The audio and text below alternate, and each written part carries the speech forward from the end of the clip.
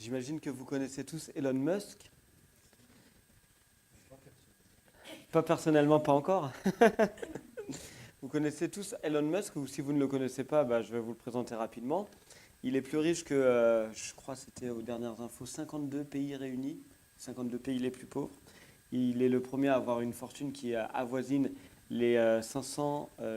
attends, c'est 500... attends, beaucoup. 500, ouais, beaucoup de milliards. Ouais, 500 milliards, je crois, c'est ça. Et en fait, il s'est lancé dans plein d'entreprises très différentes. Vous connaissez peut-être les Tesla, SpaceX, les Starships. Il a racheté Twitter. Voilà, plein d'entreprises différentes qui a fait... Pardon? PayPal, exactement, ouais, PayPal, etc., qui a fait qu'il est cet homme aujourd'hui. Et on peut dire en fait que cet homme qui s'est lancé dans plein d'entreprises, du point de vue aussi personnel, il a eu énormément de femmes, enfin de femmes en tout cas de concubines, peut-être de femmes aussi, peut-être aussi de maîtresses. Il a 10 enfants pour le moment, il a battu mes parents. Et il a le projet d'en faire encore plein d'autres. Et en fait, il me fait étrangement penser à cet homme dont a parlé Bob la semaine dernière, celui qui a entrepris toutes ces entreprises dans l'Ecclésiaste chapitre 2, celui qui a eu des femmes en très grand nombre, des serviteurs, qui s'est lancé dans de grands travaux. Mais la question qu'on peut se poser sur Elon Musk, une question légitime, mais je n'ai pas la réponse, lui seul là, est-ce qu'il est heureux? Est-ce qu'il a trouvé la recette du bonheur? Dans tous les cas, la Bible et l'Ecclésiaste nous invitent à une autre forme de bonheur, qui n'est pas dans la multiplication, là c'est même plus de la multiplication, c'est de la puissance, qui n'est pas là-dedans, mais qui est dans les choses simples de la vie, dans le contentement.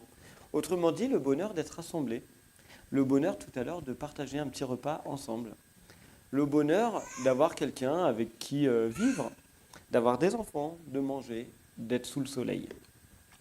Alors je prends la suite de Bob sur cette série de prédications autour de l'Ecclésiaste. Bob a prêché la semaine dernière sur le début du chapitre 2 de l'Ecclésiaste, versets 1 à 11, et nous on reprend à partir du verset 12 jusqu'à la fin de ce chapitre. Je vous invite à ouvrir notre Bible, Ecclésiaste chapitre 2, verset 12 à la fin. Si vous n'avez pas votre Bible sur vous, le texte est projeté, je remercie Nicolas. Puis, je me suis mis à considérer ce qui est sagesse et ce qui est stupidité et folie. Ainsi, que sera l'homme qui succédera au roi? Que fera-t-il sinon ce qui s'est déjà fait avant lui? J'ai constaté que la sagesse est plus avantageuse que la stupidité, tout comme la lumière est plus avantageuse que les ténèbres.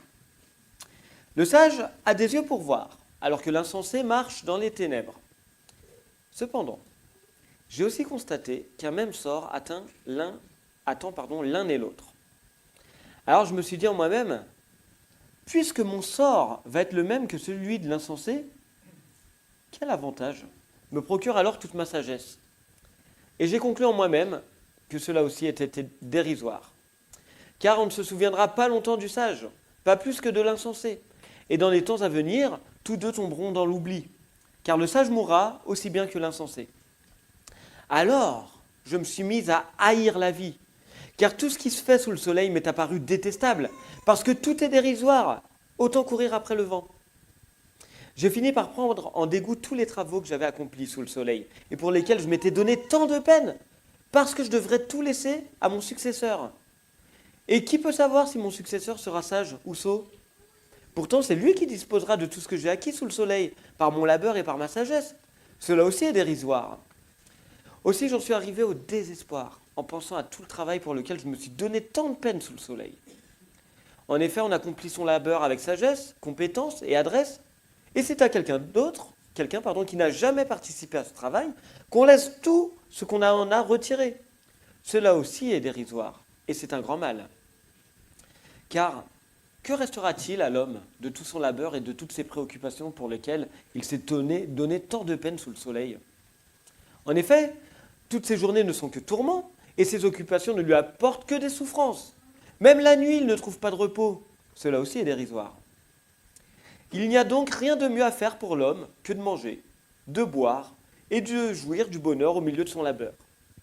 Mais j'ai constaté que cela aussi dépend de Dieu. En effet, qui peut manger et profiter de la vie, sinon celui qui le reçoit de lui? Car Dieu donne à l'homme qui lui est agréable la sagesse, la connaissance et la joie. Mais il impose comme occupation à celui qui fait le mal le soin de recueillir et d'amasser pour celui qui lui est agréable. Cela aussi est dérisoire, autant courir après le vent. Jusqu'ici la parole du Seigneur. Alors, on a cette phrase que vous avez peut-être déjà entendue dans vos relations impersonnelles. J'ai tout essayé et rien ne suffit. C'est un peu ce que dit l'Ecclésiaste ici. En fait, il parle comme quelqu'un qui a fait le tour de toutes les promesses du monde moderne. La réussite, le plaisir, la connaissance, la sagesse. Et qui conclut, c'est quand même terrible, tout est dérisoire. Ça revient à poursuivre du vent. L'Ecclésiaste, en fait, ce n'est pas un homme cynique, c'est un homme lucide. Il cherche du sens et il finit par trouver la clé du sens, ailleurs que dans les réussites humaines. Alors, que reste-t-il à l'homme qui a tout pour être heureux, qui a tout tenté pour être heureux, mais à qui que tout finit par lui glisser entre les doigts? Sa conclusion, nous l'avons lu, c'est que le vrai bonheur ne se trouve ni dans la sagesse, ni dans le travail, ni dans le plaisir, mais dans la reconnaissance que tout vient de Dieu. Et donc, du coup, la bonne nouvelle pour nous ce matin, c'est que le bonheur est accessible, parce qu'il dépend de Dieu, et il est dans la reconnaissance, dans la relation avec Dieu. Déjà, voyons la vanité de la sagesse, dans les versets 12 à 16. Salomon, enfin l'Ecclésiaste, celui qui a écrit le texte, il observe « J'ai considéré la sagesse, la folie et la déraison ». Autrement dit, il commence par considérer, par examiner ce qu'est la sagesse, ce qu'est la folie, ce qu'est la déraison.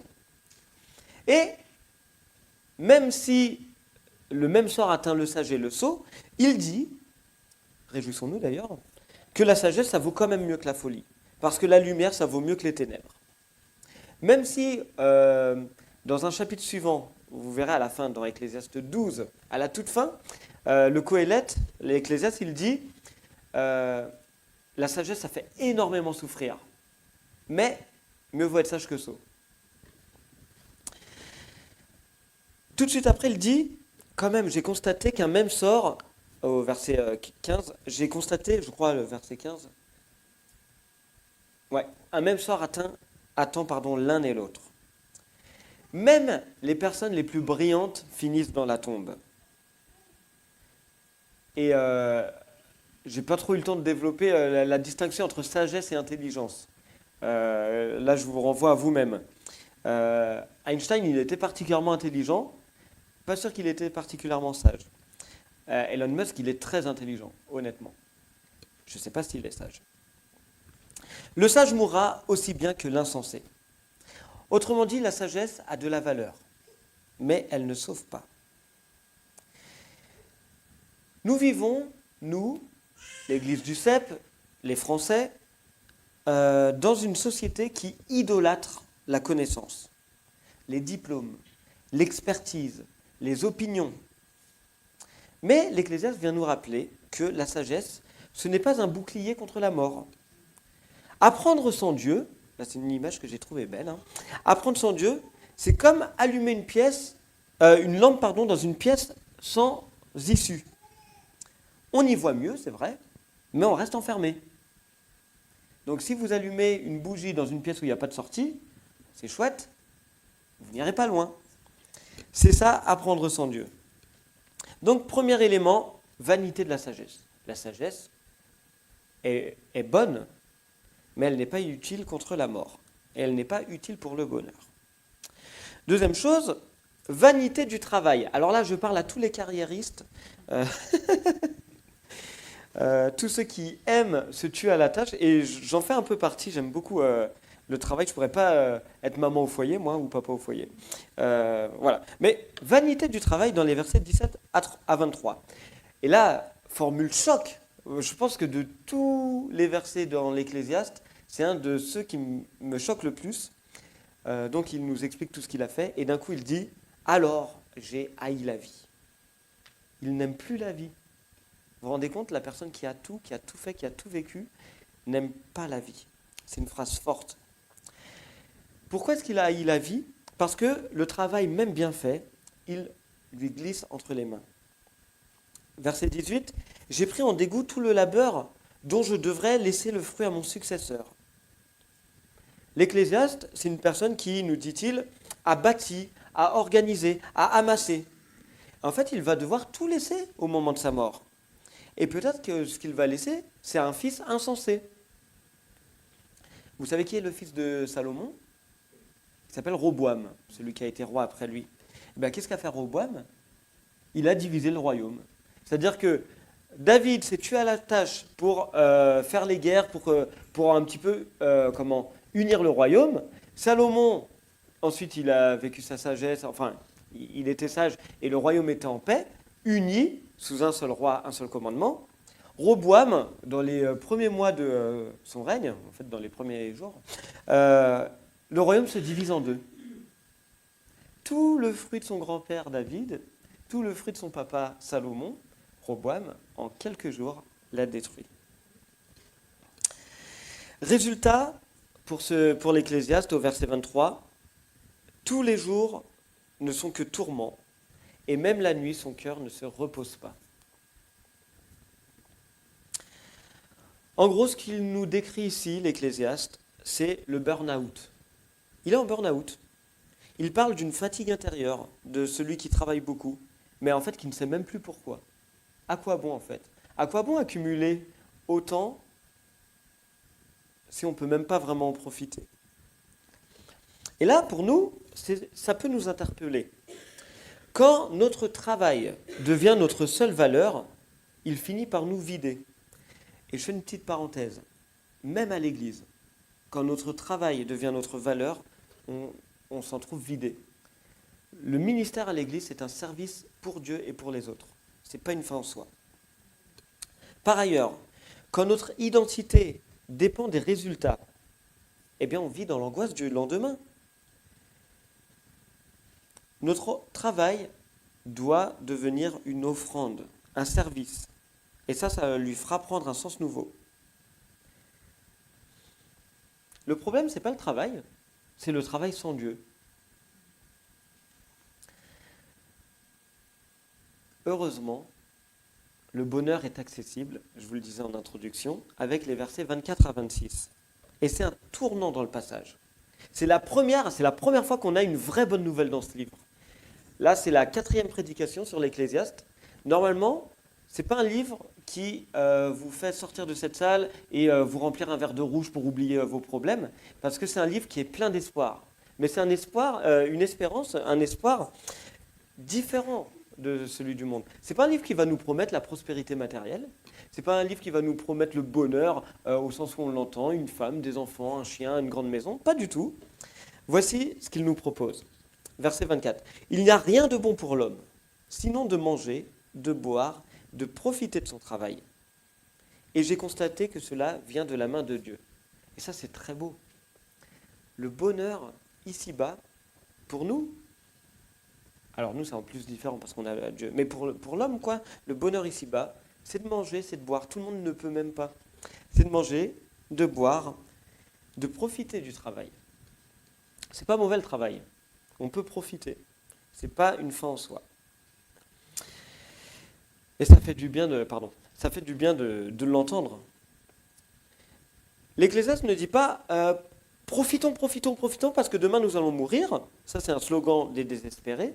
C'est le slogan des désespérés. Hein. Profitons. Moi, je me rappelle de mon frère Baptiste, pour ne pas le citer. Il est génial, mais il serait d'accord que je le dise.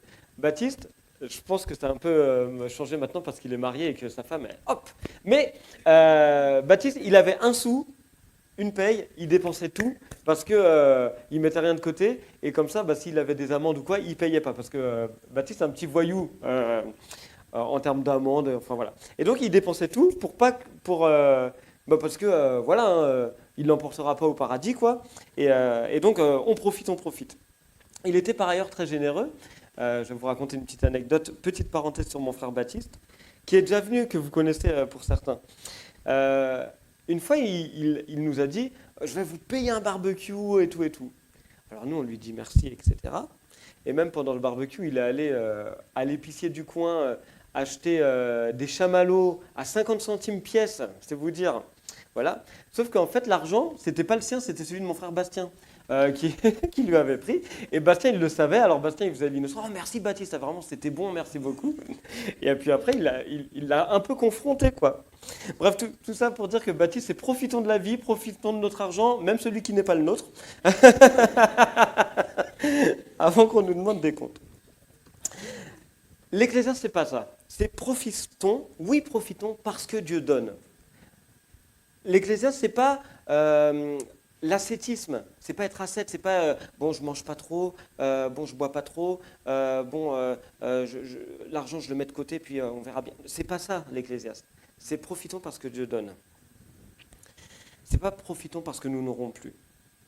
Et ça, c'est la différence entre le plaisir comme fuite et la joie comme gratitude. Vous voyez la différence? Plaisir comme fuite, fuite de notre condition humaine, fuite du désespoir que peut provoquer l'idée de la mort, l'idée d'un avenir incertain, et puis la joie comme gratitude, le contentement comme offrande à Dieu. Verset 26, car à l'homme qui est agréable à ses yeux, Dieu donne la sagesse, la connaissance et la joie. Le secret n'est donc pas d'avoir plus, mais de recevoir mieux. Et le vrai bonheur, je le disais, c'est la reconnaissance, savoir que tout vient de Dieu. Alors, petite application pour nous aujourd'hui, c'est de ralentir pour remercier. Apprenons à ralentir. En réalité, on vit de manière effrénée. Mais apprenons à ralentir, à regarder autour de nous et à remercier.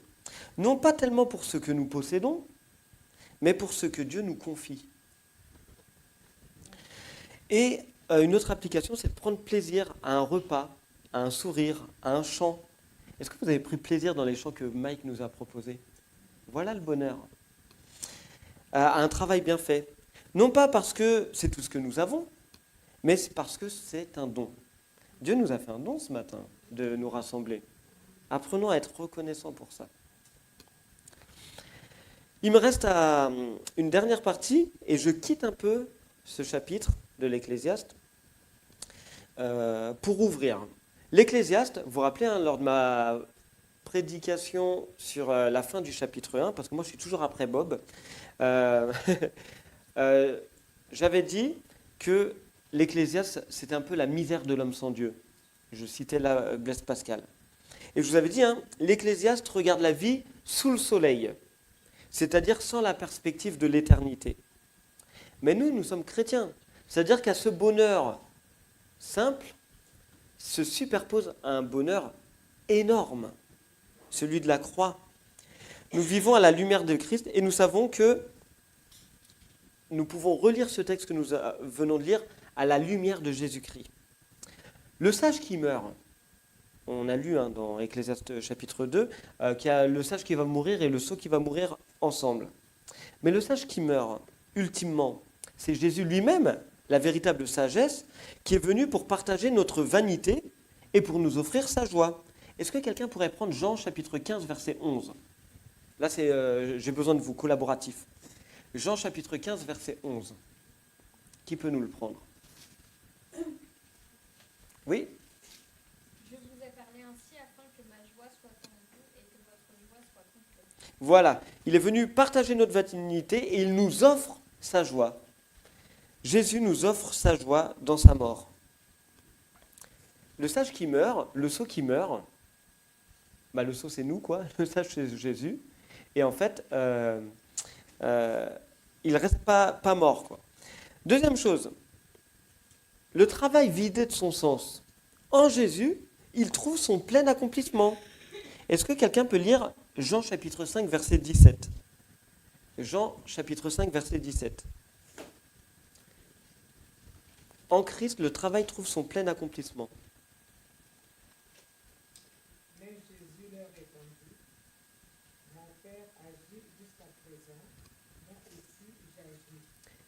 l'œuvre, le travail, il est pertinent. Dieu agit, Jésus agit, et nous sommes appelés à agir à leur suite.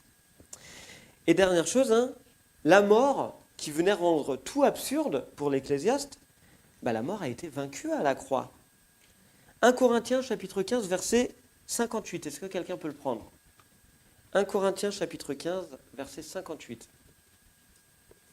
C'est pourquoi, mes chers frères, soyez fermes, ne vous laissez pas ébranler, travaillez sans relâche pour le Seigneur, sachant que la peine que vous vous donnez au service du Seigneur n'est jamais inutile. Merci. Je modifie la traduction du dernier mot et je vous propose vaine. Vous allez comprendre pourquoi. Donc, la peine que vous vous donnez au service du Seigneur n'est jamais vaine. Quel écho à l'Ecclésiaste qui parlait de la vanité de son travail qui de toute manière allait être donné pour un autre. Et en fait, nous, notre travail qu'on fait pour le Seigneur, il est donné pour qui? Pour le Seigneur. Qui prend la suite du peu qu'on peut faire? C'est le Seigneur. C'est ça qui est magnifique. Et donc, ce n'est pas vain. La conclusion de ce discours, c'est que tout vient de Dieu. Quand on lit ce texte, on peut se reconnaître dans une certaine mesure dans la lassitude de l'Ecclésiaste.